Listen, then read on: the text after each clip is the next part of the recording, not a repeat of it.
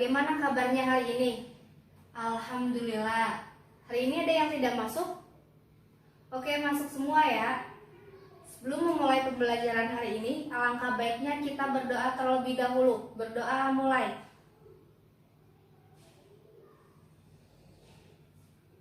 Berdoa selesai. Ibu akan menjelaskan tujuan pembelajaran hari ini.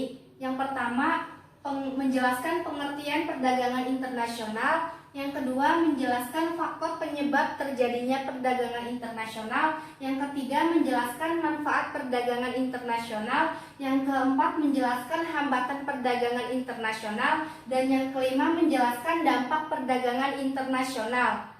Dari pengertian perdagangan internasional. Perdagangan internasional adalah hubungan tukar-menukar barang atau jasa yang saling menguntungkan antara suatu negara dengan negara lain.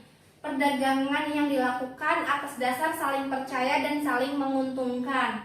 Faktor terjadinya perdagangan internasional. Ada beberapa faktor penyebab terjadinya perdagangan internasional. Yang pertama, perbedaan sumber daya alam yang dimiliki. Barang kebutuhan yang dihasilkan suatu negara tergantung sumber daya alam yang dimiliki. Faktor kedua, teknologi.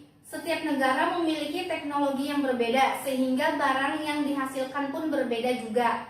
Faktor yang ketiga, penghematan biaya produksi. Perdagangan internasional memungkinkan suatu negara memproduksi barang dalam jumlah besar, sehingga biaya produksi itu semakin rendah. Sampai sini ada yang mau ditanyakan?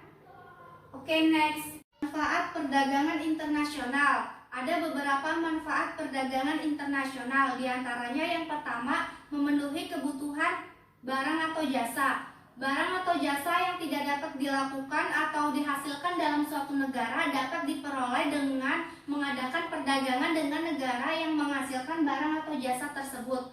Manfaat kedua yaitu mendorong kegiatan ekonomi dalam negeri. Terbentuknya perdagangan antar negara akan mendorong setiap negara meningkatkan produksi atau memperluas usahanya. Yang ketiga, manfaatnya itu memperluas lapangan kerja. Dengan bertambahnya kegiatan-kegiatan ekonomi di dalam negeri, lapangan kerja semakin luas dan beragam. Manfaat keempat itu menambah jumlah.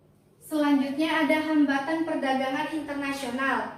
Ada beberapa hambatan perdagangan internasional, diantaranya yang pertama, perbedaan mata uang antar negara. Yang kedua, kualitas sumber daya alam yang rendah. Sumber daya. Selanjutnya ada hambatan perdagangan internasional. Ada beberapa hambatan perdagangan internasional, diantaranya yang pertama, perbedaan mata uang antar negara. Yang kedua, kualitas sumber daya yang rendah. Yang ketiga, pembayaran antar negara sulit dan resikonya lebih besar. Yang keempat, adanya kebijaksanaan impor dari suatu negara tersebut. Dan yang kelima, adanya organisasi-organisasi ekonomi regional. Selanjutnya ada dampak perdagangan internasional.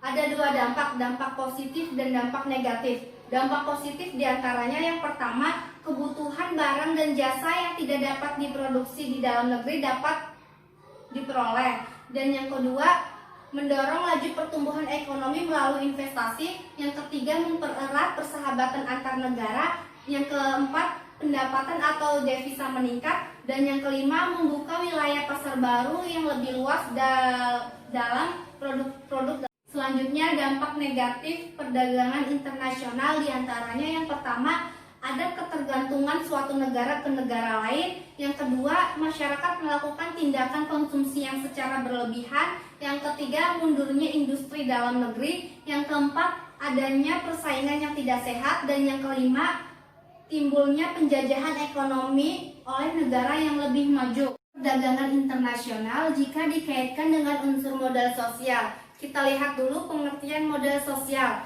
Modal sosial adalah bagian-bagian dari organisasi sosial seperti kepercayaan, norma, dan jaringan yang dapat meningkatkan efisiensi masyarakat dengan memfasilitasi tindakan-tindakan yang terkoordinasi. Nah, unsur modal sosial dalam perdagangan internasional diantaranya yaitu yang pertama, adanya jaringan. Yang kedua, kepercayaan antar negara dengan negara lain. Dan yang ketiga, aturan atau norma.